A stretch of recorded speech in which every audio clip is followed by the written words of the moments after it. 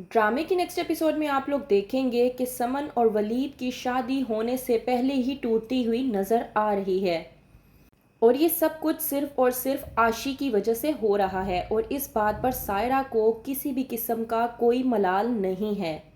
लड़ाई और बहस हो जाने के बाद सायरा जाती है अपनी माँ रिजवाना के पास और जाकर कहती है कि अज़रा ने मेरी बेटी को निशाना बनाने की कोशिश की थी, लेकिन तिनका खुद इसके घर पे आकर गिरा, जिसकी वजह से इसके अपने ही घर में आग लगने का बायस बन गया। इस बात पर रिजवाना अपनी बेटी सायरा को जवाब देते हुए कहती है कि ये अज़रा बहुत ही शातिर है, ये मेरे बस की नहीं है, मैं इसे कंट्रोल नहीं कर सकती। जमाल को फ़रद जब बताती है कि अज़रा भाभी और समन की लड़ाई हो रही है तो जमाल सब कुछ छोड़ छाड़ कर सीधा दुकान से घर वापस आ जाता है और सोचता है कि वही हुआ जिस बात का मुझे डर था। मैं कहता था कि अज़रा की फितरत कभी नहीं बदलने वाली, मैंने सोचा तो है कि ये बदल जाएगी, लेकिन ये कभी नहीं बदलने वाली।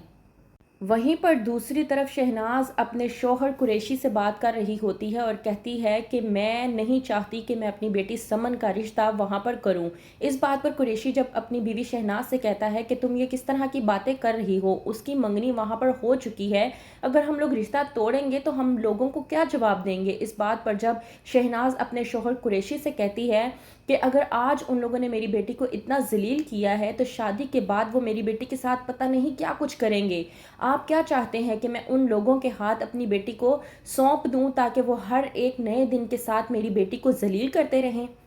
वहीं पर वलीद जब इसको मालूम होता है कि समन ने उसकी मंगनी की अंगूठी बेचने की कोशिश की है, तो वलीद जो पहले से ही समन को लेकर परेशान था कि शायद समन ये शादी नहीं करना चाहती, वलीद के दिल में एक बार फिर से शक पैदा हो जाता है कि वाकई ही में शायद समन शादी नहीं करना चाहती। उसकी नज़र में मंगनी की अंगूठी की कोई अहमियत नहीं थी, तभी वो गई थी उसे बेचने के लिए। वहीं पर दूसरी तरफ समन जब बताने की कोशिश कर रही थी सबको कि उसने आखिरकार अंगूठी बेचने की हमाकत क्यों की, तो इस बात पर भी आशी ने पर्दा डलवा दिया और ये कहा कि ये एक नया फ़ोन खरीदना चाहती थी, जिसकी वजह से समन एक बार फिर से एक बड़ी मुसीबत में फंस गई।